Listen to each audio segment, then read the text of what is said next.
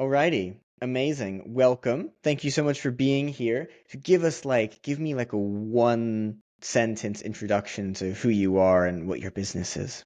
Yeah, absolutely. My name is Ricky. I am originally an independent musician turned social entrepreneur. Epic. And we're gonna have you get started by giving us a 3-minute pitch so that I've got an understanding of your business. And from there, we'll go into the rest of the session. So you should be able to share your screen and go through your deck with us. And I'm gonna pull up a 3-minute timer while you do that.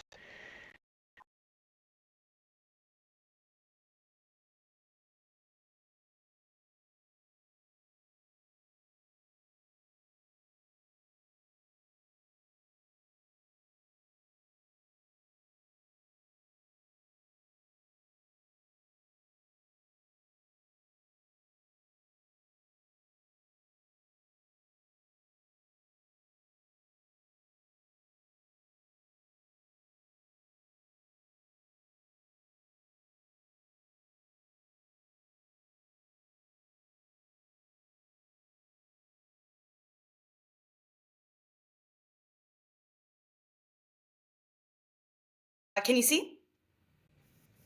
Yes, I can. I think it's just loading. There we go. That looks about right. Okay, cool. So yeah, whenever you're ready, please do get started. Absolutely. Thank you so much. And again, thank you for this opportunity. Like I said earlier, my name is Ricky, and today I'm going to be talking about the Sharp Pitch. The Sharp Pitch is a artist development company that originally started as a service agency that I built through my own artist experiences. The main issue that we're solving is that modern audiences really crave diverse voices, yet so many independent artists from marginalized communities are still facing systemic barriers, like biased algorithms, lack of resources, and lack of network. To be able to build relationships within the music industry and to be able to navigate their own careers. This is especially important right now because less than 20% of artists see signing with labels as a sign of success. So many of these artists, especially those from marginalized communities, are navigating a very, very complicated industry without support. And that's what the Sharp Pitch is here to change. We're redefining the music industry by creating an ecosystem for underrepresented artists. This includes a service agency where we provide hands-on digital marketing and artist development services, in addition to our upcoming app that will have analytics information, funding tools, and mentorship resources to help prevent the barrier to entry for independent artists. Why we're different? I think firstly, one of the main things that makes the Sharp Pitch different is that I myself am a artist from a marginalized community. I have had experiences within the music industry myself where, being a woman or being a queer woman or a disabled woman have affected my ability to be successful in the music industry. And in that realization, I realized that if I'm experiencing this, that there are so many other people that are experiencing this. And using my background in digital marketing, I have an ability here to really make equitable change and create opportunities for underrepresented talent in a community-centered way.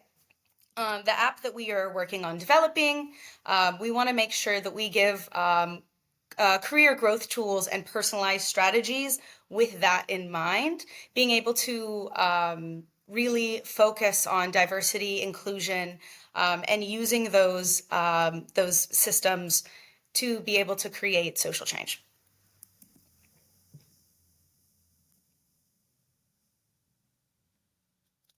A little bit about independent artists. I spoke a little bit before, but there are 4.4 million independent artists, and they're releasing 8.5 times more music than those who are signed, which just shows how much of the market share that these independent So artists are. that's actually your 3 minutes. Sorry to That's my three interrupt you. I'm minutes. gonna let Okay. you finish so I can get the full picture, but that's so you know that was your 3 minutes.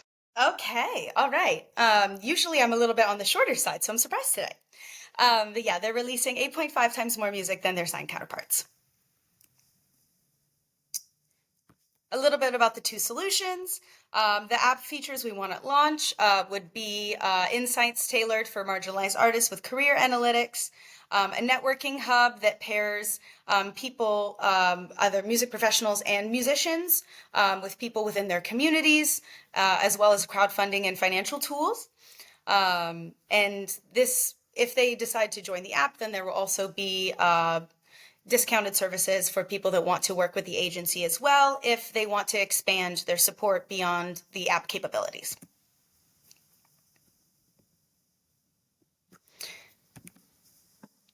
Other than that, I really appreciate the opportunity. We're currently working right now on developing that MVP and looking to raise funding for that. Thank you so much. Go back to the slide you just skipped. I want to see it. Mhm. Yeah, of course, absolutely.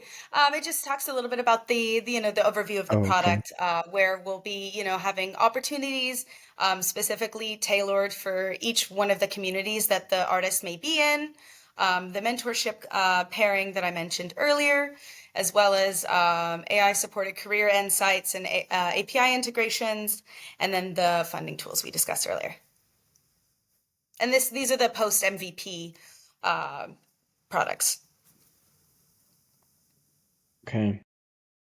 Thank you very much. And I've got an initial question for you, which is, I guess, what are your goals with the business goals, right? You've outlined the purpose and the mission really effectively. And you're very driven to achieve something that's seems to be bigger than yourself, that's helping other people, that's helping the community you understand. So that's a great start. From the business perspective, what are your goals? Yeah, I think in terms of goals, I really want to, especially with the app side, I really want to create a platform that is not only just useful, but something that artists really want to lean on. I want to create a platform that is basically an all-in-one suite for managing a career as an independent artist. So it'll have information on, okay, how did my last release do? And having the API integrations with Apple Music and Spotify and whoever their distributor is, so they can see, the release information. Having, some suggestions for content perhaps for like the types of content they want to make around it, and managing every step from, okay, I've just written this song, what do I want to do with it, to the end, all the way from maybe album fundraising all the way through. So I really want to create like a all-in-one resource for independent artists. Okay, so as an initial thing for us to get started with, I would call that I wouldn't call that a business goal. I would call Okay. that the goal for the impact you want to have. That's a Okay. product goal. The business goal is all the money, all the money stuff, basically. And I noticed Okay. on your last slide, you said you're looking to raise 300K. Yeah. I guess a sub question before we get into that more, who do you want to raise that from? What's your expected pathway currently, or what are you planning there? Absolutely. So right now we are currently doing like equity crowdfunding, which we just started recently.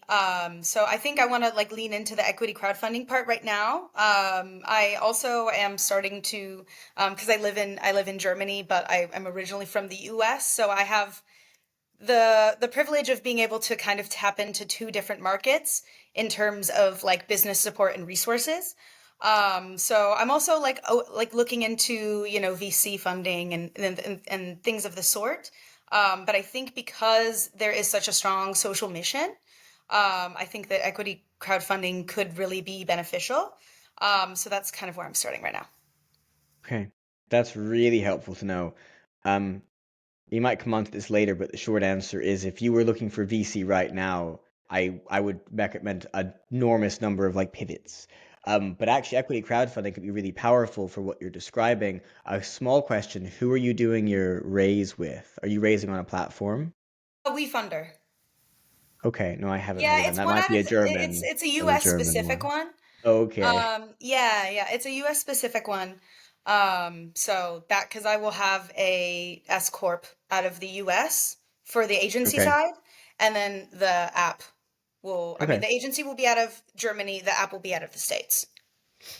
Okay, that's interesting. And so I guess two questions. One is you said you've already started the agency, right? So how is Mhm. that going business wise? And then number two, why split them up based on country? Yeah, so splitting it up based on country is just ease of, with where I live, and like living between the two and already having the pre-existing kind of structure in the US.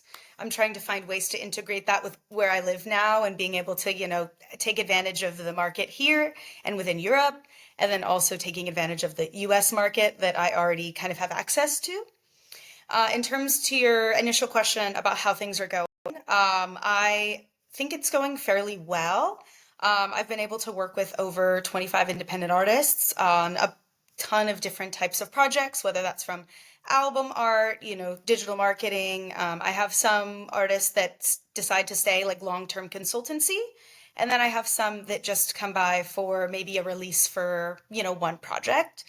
Um, I think the biggest struggle there, though, and what also kind of led to the app, is that when we're talking about marginalized communities and specifically marginalized artists, there absolutely is a large financial block from a lot of these artists being able to access resources.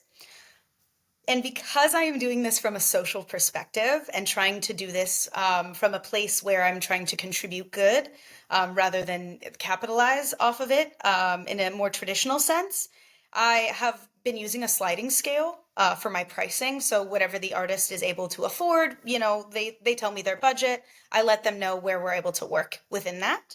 But that can be a little difficult to maintain consistency on my end.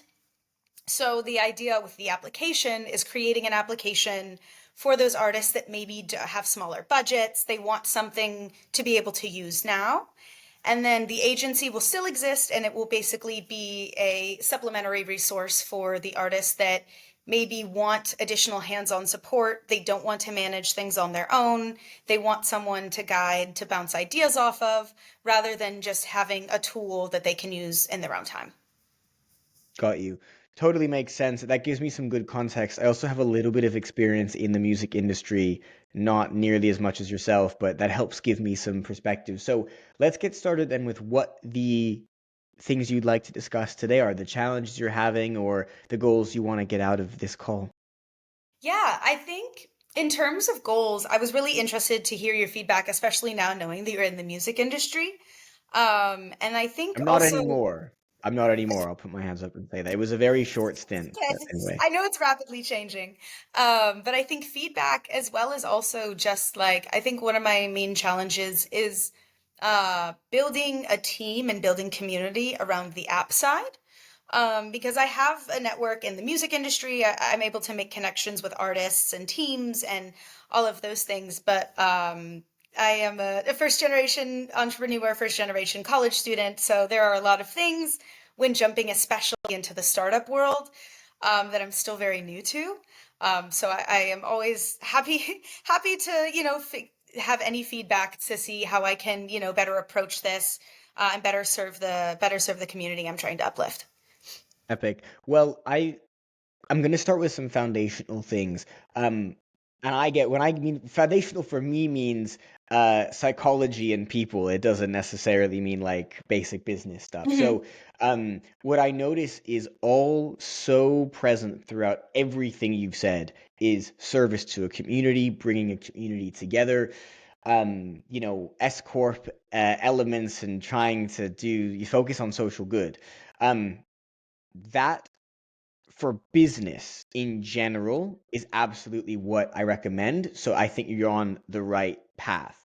Um, Music businesses are challenging to make work, and music tech even more so for reasons that are specific to tech businesses, especially when people are trying to raise for a tech business. So beyond the level of where your head is at, a business and what a business can demand from us, and especially with the way business is going right now, everything kind of does come down to finances. Mhm. So, a music tech business, your tech platform, How does that make money? What's the margins on that? And how big can that community get? And then if you did want to raise money from a VC, the question would be, can you make the math work for a VC? VCs like very specific kinds of math. The math behind a VC backable business needs to basically be the following. This is the example I used in the last one of these calls, so I'll use it again to be super repetitive and annoying. Um, if I was a VC and I had $10 million and I wanted to give 1 million to 10 businesses, I need to, because of a rule that VCs follow, which is called the power law, I need to treat each one as if it can return the entire fund of 10 million. Mm-hmm. So if I have taken 10% of your business, that 10% needs to be worth 10 million when you sell the business, which Mm-hmm. I will want you to do because I need to make my money back, and that's probably how I'm going to do it. Does that make Of sense? course. So your business needs to become worth 100 million. Um, as a result, I, as the VC, don't really care about the social good stuff. If you have it, that's nice, but I'm gonna push you to do that value to do a bottom line of valuation, not even of necessarily revenue and profit. That's why a lot of VC backable businesses don't make any money. It's based on valuation, Mm-hmm. purely based on valuation. Number of customers, are we burning through all that money? Yeah, who cares? Like that's how it works. You are so purpose driven that to fit into that business model would mean radically changing something if they would ever look at what you're doing in the first place. Because Mm. not just does the business model challenge the socially entrepreneurial elements that you're describing, it also it also demands that you potentially change the business itself. So Okay. what I see from a lot of startups is they go in with a vision, and to make it work for their VCs, they focus on a more niche market, they niche down their product, and after a couple of years of continual niching and pivoting to make it work for the segment of the market in the country that they've chosen for that unique niche, Mm-hmm. they go from serving lots of people with something really exciting to, we have really cool tech and we're only using it for this B2B SaaS e-commerce industry, and it's actually kind of boring.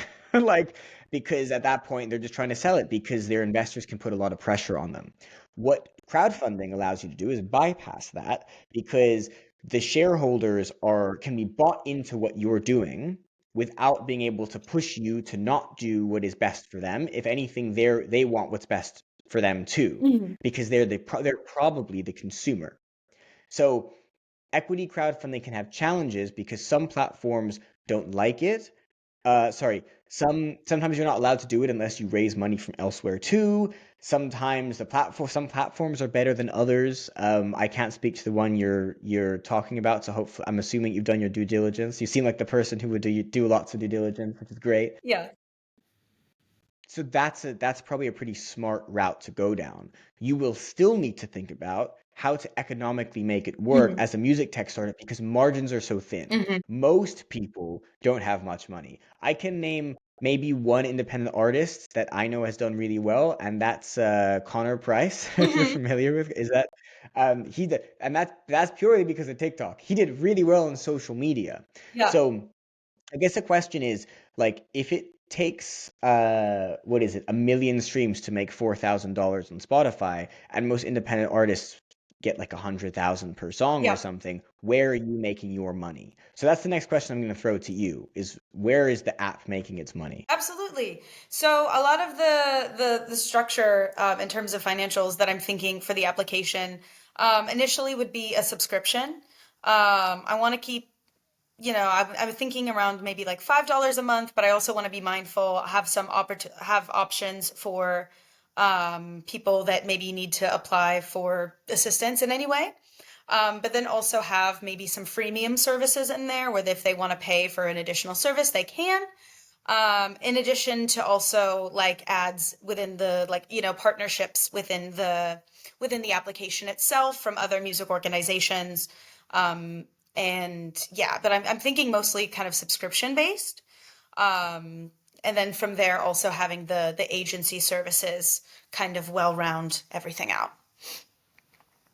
Okay, cool. What's really beautiful about the technological age we're moving into is that because anyone can create an app, Hmm. you don't have to get huge chunks of money to make that app and make it work. So you want to raise 300. Why is 300 the number that you've set? Yeah. So for the application that I'm looking at building, I do want to incorporate some AI stuff. And AI can be expensive, in terms of, being able to find additional resources or additional maybe artist grants or these things that I may not be able to find and they're maybe existing on the internet, or other resources too. So that's kind of where the AI integration comes in, is like helping find these additional resources that, maybe one person may not be able to find, or there may not be like a master list for. So having these AI integrations definitely makes the cost of the application go up. Um, I initially had set that 300,000 number, just to basically continue, like to wrap up just the app development, just because I know how expensive that can be. And I do have some tech background. I can do some UX UI, I can do some front end stuff. But especially when it comes to that more technical in-depth coding, the AI stuff, I know that I'm probably going to have to outsource that unless I'm able to find a CTO that has those skills. So that budget also accommodates for that. Okay. Um, I've seen a lot of things be built on a much smaller budget. So here's something I would challenge you to do before I get into like some process related stuff. Um, if I gave you 10K tomorrow, Hmm. how would you make it work?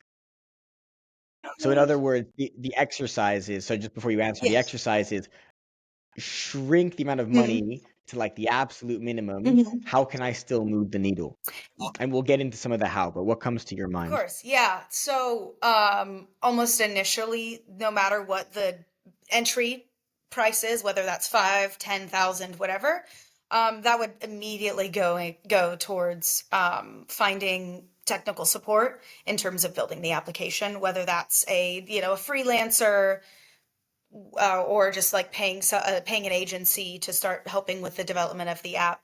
Um, Whatever option would be most financially feasible with the amount of money that I have for that small budget. But that's where I would immediately start, is in that MVP preparation. Okay, I'm excited now because I've laid up a bunch of dominoes and we're gonna knock them all down. Okay. So you asked earlier when I asked you kind of what the challenge or the things you want to go through today are, Hmm. you mentioned community. Hmm. We're moving from Web 2 into Web 3. Hmm.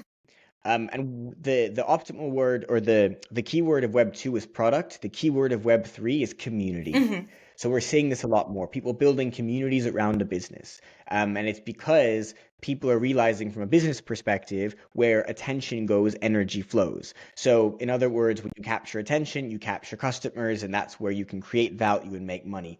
And there's another saying, to make millions, affect millions. And it's challenging to affect millions when attention is pulling people in so many directions, unless you can create a community around where they're going. Hmm. So you've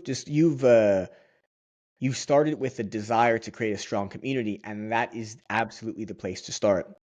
Where the alarm bells are ringing is when you're talking about like making even a small amount of money, or Hmm. sorry, receiving a small amount of Hmm. money, a small amount of investment, looking towards tech. So Mm. a question for you now is, how much have you tested your current thesis around the tech product?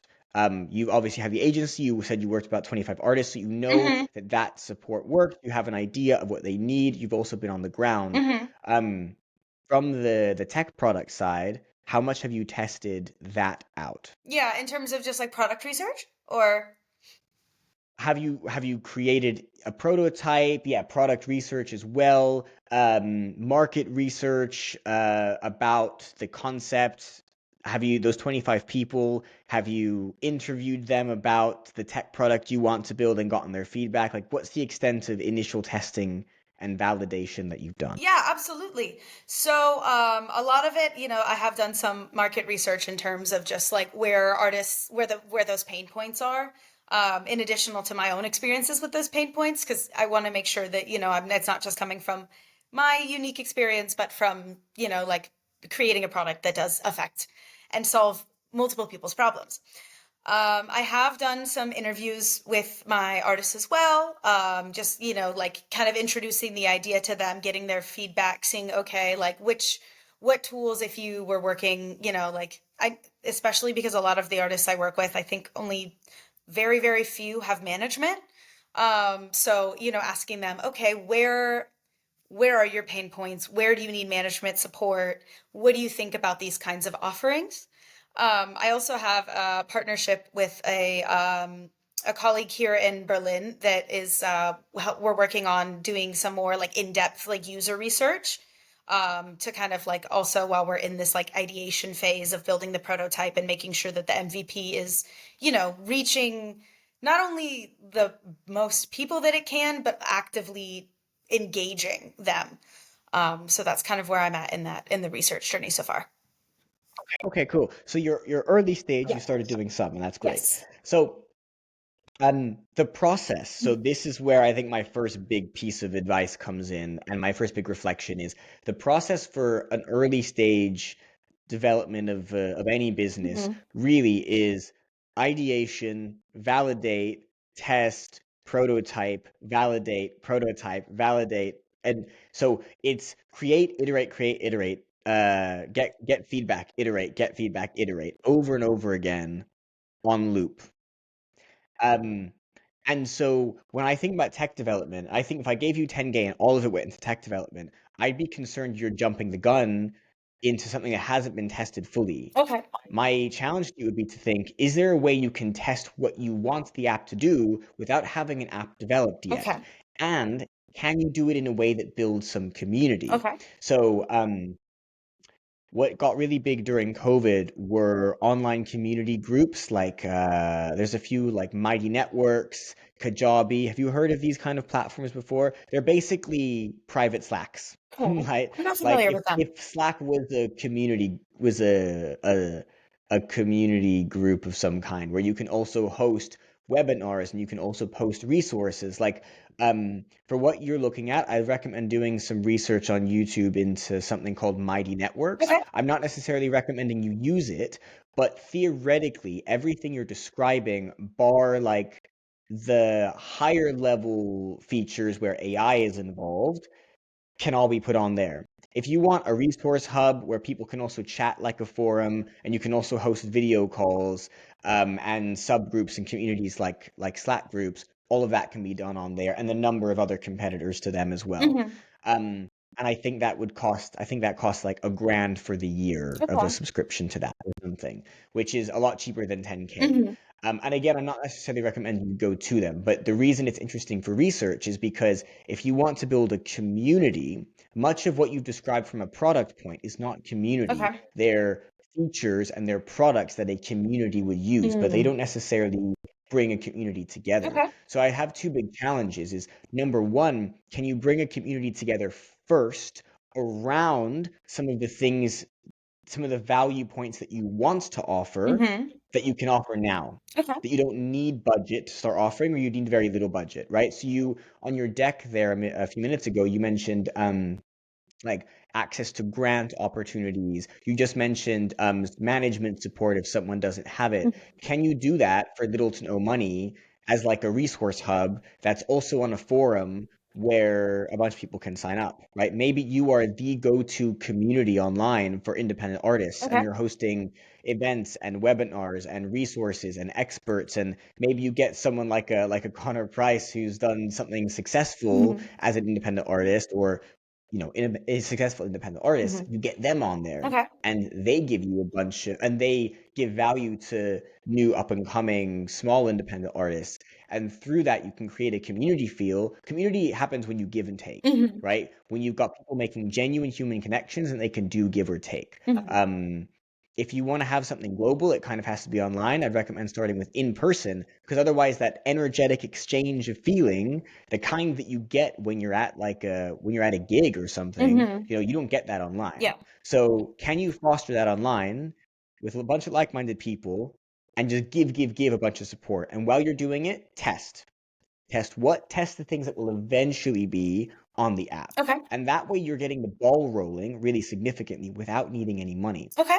Those are also the people that are most likely to give money to your crowdfund and to use the platform, which we know. I think there's some data to back this up, but I've seen this anecdotally a whole bunch. Mhm. When you put money into a crowdfund, you're going to use that product Yeah. as the consumer because you want the thing you've invested in to succeed. Mhm. So you're actually able to kill like five birds with one stone here, by building a really active community and just being of service as much as you can to that community in the same ways that your app would be. And Mhm. it can still be scalable if it's done online. It doesn't need to be a fully developed app. That is all, like, that's a few minor steps in a big stage one. Mhm. And that's before I'd necessarily recommend doing any raising. If Okay. you tried to raise now without much of the community there built, even if you have some, you're gonna find it to be a bit of an uphill battle. Okay. Because you need to market, and like you said, you have some marketing experience background, so maybe you're fine with this. But you need to, like, fundraising is a whole new job in and of Yeah. itself, which takes you away from the rest of the business. Whereas, like, I know people who have had big communities, they open a crowdfund, 50K, closed like that, Mhm. and if the only thing you need is 50K, because it doesn't actually end up costing Yeah. 300K, which you'll only know once you've done the testing, Yeah. um, then maybe that's all you need to build a multi-million dollar business based only on its own revenue. Mhm. You never know, but you have to do the kind of testing step by step Mhm. to be able to get there. Does that make sense as an initial like starter Yeah. for you? Yeah, absolutely it does. Do you have any questions on any of that? Because I know I just threw a whole bunch of stuff at you. Yeah, like digesting the information a little bit. Um, I sometimes I talk too quickly. Sorry about no, that. you're I'm trying to totally work on fine. that. No, you're totally fine. I'm just like trying to think about like where to go and like I have ideas popping in my head and thinking about things. But I do definitely agree that some like, leaning into the community way um would be beneficial. How would you say like in terms of creating, for other like because there are other organizations that have these kinds of communities, like especially within the music industry, how like what would you suggest for differentiating that space beyond just like should I focus on the like like specifically marginalized communities and that be what makes the space different? Just maybe just giving a little feedback there of where you think the best strategy would be for that Yeah. community. So strategy needs to come from what you want and why you want it, Hmm. right? Um, does this exist for all independent artists, or does it really exist for those that are more marginalized? And if it exists for all artists and has extra support for those that are marginalized, great. That's theoretically also a better business model because you'd reach more people, Yeah. right? Just like as a one to one, Hmm. if that's a challenge. But that doesn't need to be what it is if that's not what you want. Hmm. Everything really needs to be informed by a Venn diagram of your unique talents and gifts and contributions to the world, the way you do it. So the talents you have, the skills you have. Other piece of the Venn diagram is your unique expression of that. Hmm. So the skills you have that allow you to express those talents, and what you really want is another part of that diagram. So where your intuition pulls you to execute on those talents you have for the sake of those people, Hmm. and where it's going to be impactful, as kind of part four. If something in there isn't overlap, is if there isn't something in there, or if it isn't in the middle of those four, that's what I'm trying to say.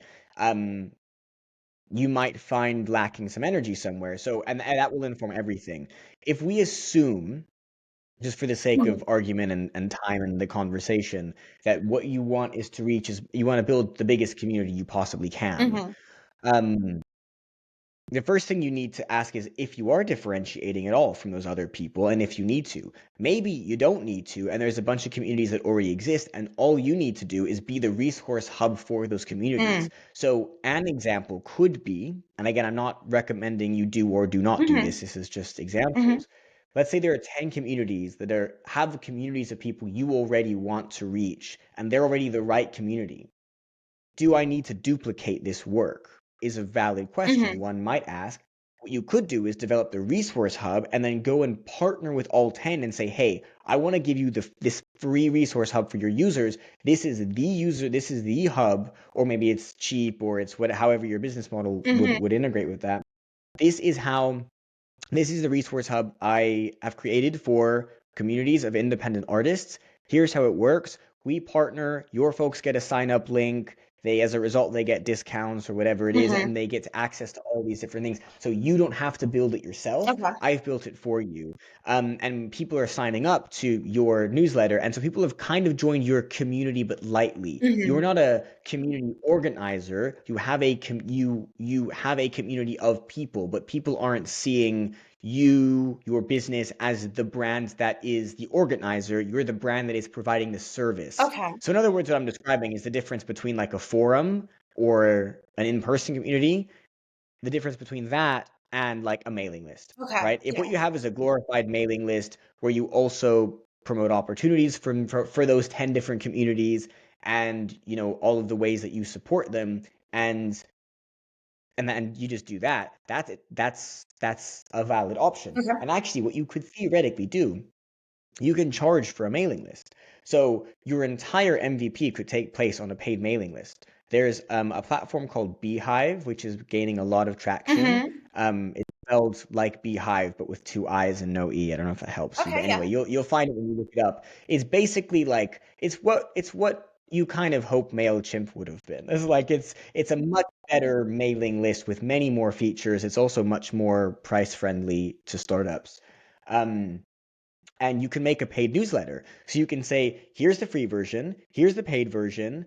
I'm giving this to your members as a resource hub. I'm going to partner with you so your brand logo goes somewhere wherever their communities are, Mm-hmm. and they need to push out your newsletter to people. And your newsletter is the community. And people, if they want the full thing or as much of the full thing as you can realistically put on a Mm-hmm. newsletter, here's the sign up link to this. We're going to create an app that's going to do all these things. In the meantime, we didn't want to gatekeep, so access the full thing for the same cost as it will be on the app, which is X amount per month, X small Yeah. amount per month that gives you all these extra things. And if you want the free version, you have a free newsletter, which also does stuff. And you just have a glorified newsletter, which is bigger and better than your average newsletter, and you don't need to focus on, do I have a forum on Kajabi, because you need to market all those things, right? Whereas marketing a Mm-hmm. newsletter through community partnerships is way easier because they've already got the people. So that's kind of my high level piece of feedback on that. So that's one option. If you go, do I need to build a community from scratch myself? Mm-hmm. If you still do want to build a community from scratch yourself, I would still recommend going and forming those partnerships.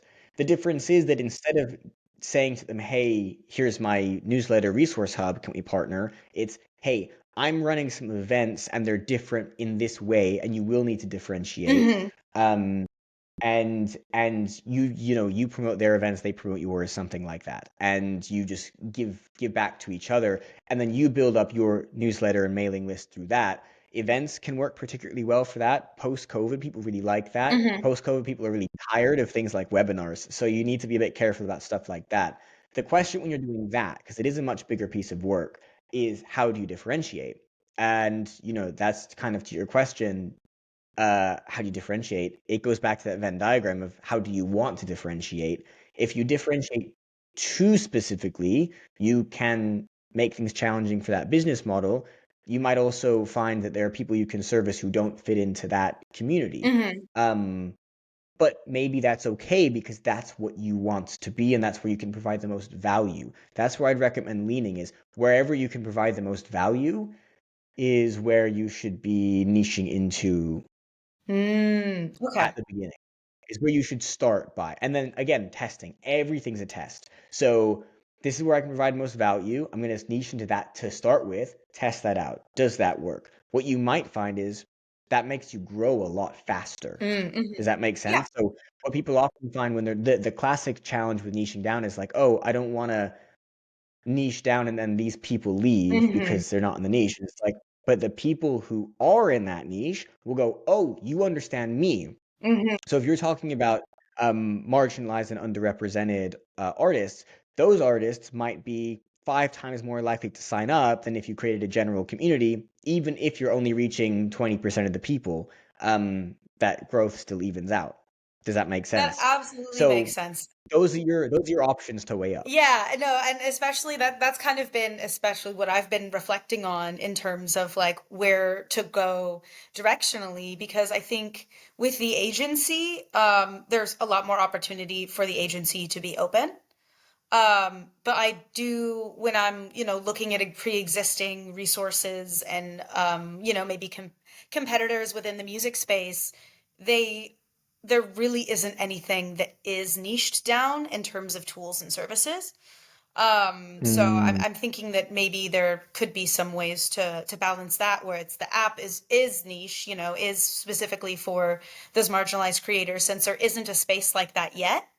And then from there, the agency, those types of services can be more open and, still build that community, still, be supporting independent artists and, continuing the mm. mission, but a little bit less niched down than the app is what my initial intuition is for that. One of the questions with that specific niche would be who are you defining as community, right? So Hmm. I've worked in and around like underrepresented entrepreneurs and Hmm. DEI spaces, so I get it a little bit. Um, and if we're talking, are we talking marginalized and underrepresented people who are artists, or marginalized and underrepresented artists? Does that, because there's a little bit of a difference there. So like I'm in London, right? And Hmm. that's where, so I live in London in the UK, and it's where the only experience I have in the music industry ever came from. And um all the artists I work with were from marginalized and underrepresented groups in London, people from the like it's like grime artists and Hmm. people from almost exclusively from ethnic minority backgrounds and as low socioeconomic Hmm. backgrounds.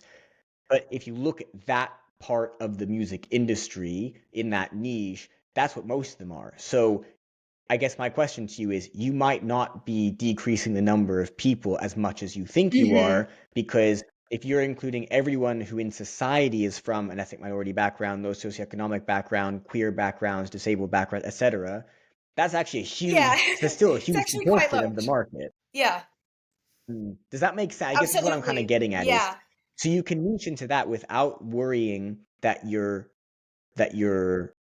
pushing too many people away. absolutely. That will then become a question of how you market and frame that, Hmm. because some people don't like being like, this is the thing for marginalized peoples or whatever, might Feeling not othered. sit right with some artists, especially. Hmm. Yeah, that absolutely makes sense. But yeah, no, that's kind of I've been reflecting on that as well.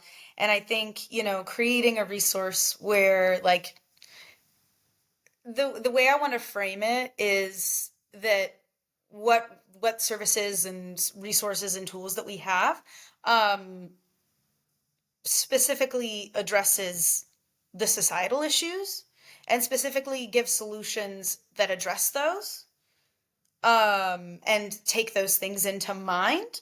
So I don't want it to be like a place where it's like, okay, this is like the other alternative, like there needs to be one.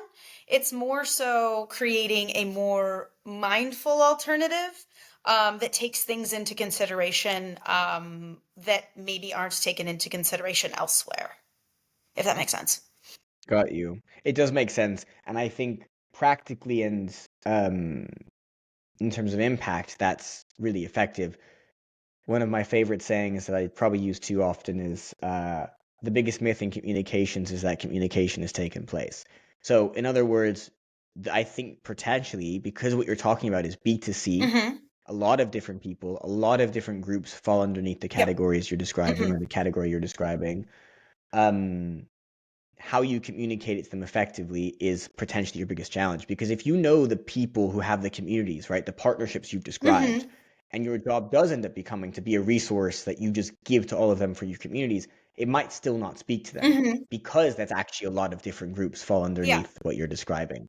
So, um, my challenge to you with that would just be would is the same thing: test, test, test, test. Mm, So that's it sounds like your action plan moving forward, and I need to wrap us up for of time, but course. tell me if your reflection is otherwise, is think about some of these things we've discussed and figure out how that affects what essentially you can describe as your prototype product would be. Your Hmm. prototype product can be a paid newsletter. That is like a valid thing to do, and test that. Figure out how to communicate that. Test the communications. Talk to more people as you give that out or when you're designing that. Test that, then give it to them. Test that. Like it's basically these little steps of product creation, Hmm. the most simple that you can without any money or with very, very little Hmm. money, and just give it to people and see what they say. And you're testing every little thing. It's what sounds like your next steps need to be. But what are your Yeah, reflections? I think that makes a lot of sense too. I have, because I've been in the music industry for a while, I do have some connections with other organizations, other things Mm, in the within the music industry. So I good. definitely Yeah, I you want to definitely use those. yeah, I definitely, Definitely want to use especially like those. within the States, where I'm not physically there anymore. But I do have a lot of Mm, colleagues and, people in the States.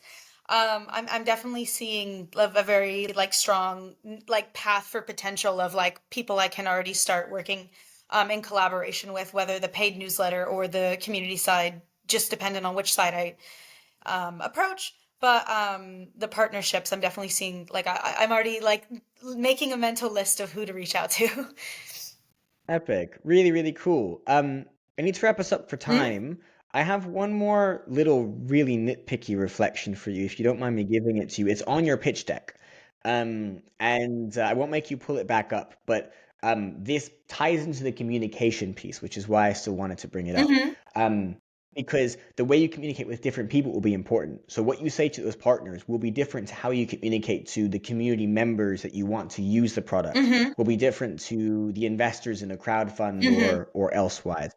In your deck, you had a bunch of stats, mm-hmm, and I was wondering where those stats are relevant.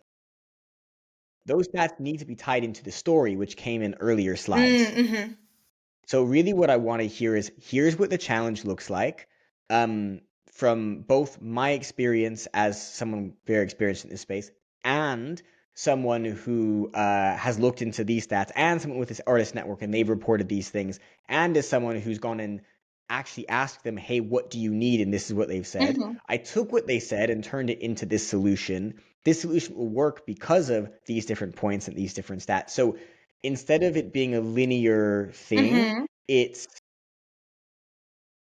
value and testing, and here's my experience, and here's the stats in each section. And that section, those roughly break down into, I usually break them down to 5 sections.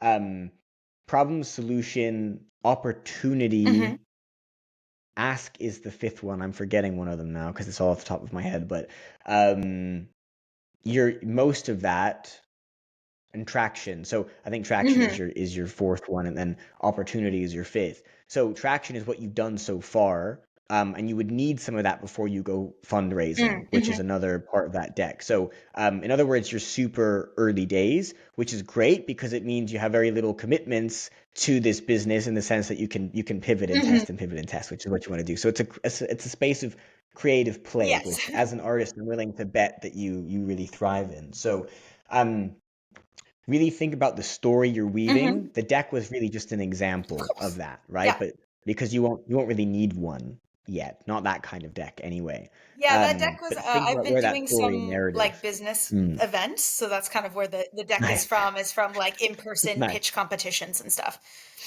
Yes.